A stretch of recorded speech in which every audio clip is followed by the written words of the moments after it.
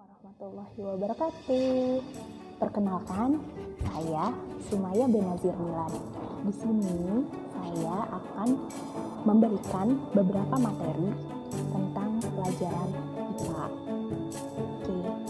Kali ini saya akan menjelaskan mengenai bunyi dan pendengaran. Disimak baik-baik ya. Yang pertama, A. Bunyi. Secara umum, bunyi merupakan segala sesuatu yang dapat didengar oleh telinga kita. Dan bunyi juga dihasilkan oleh benda yang bergetar. Benda yang menghasilkan bunyi disebut sumber bunyi. Dan kita akan membahas satu persatu. Yang pertama yaitu sumber bunyi. Berikut contohnya.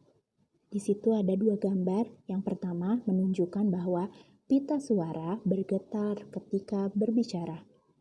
Lalu ada gambar orang yang sedang memainkan gamelan.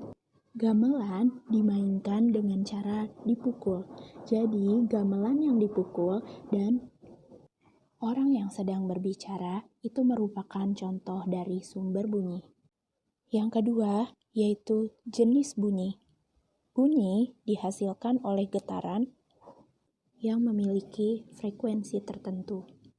Berdasarkan frekuensinya, bunyi dibedakan menjadi 3, yaitu bunyi infrasonik, bunyi audiosonik, dan bunyi ultrasonik. Ya, kita akan bahas satu persatu. A. Bunyi infrasonik.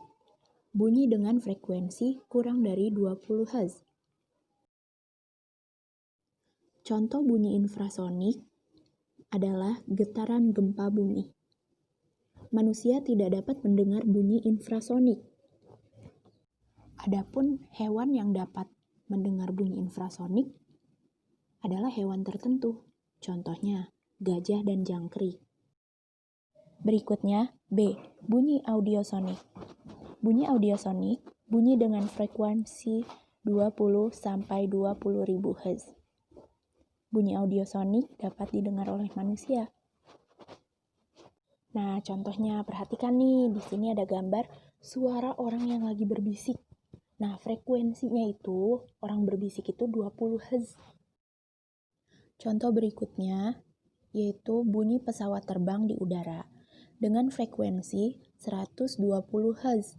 Jadi, pada kesimpulannya, bunyi audiosonik itu dapat terdengar di telinga manusia.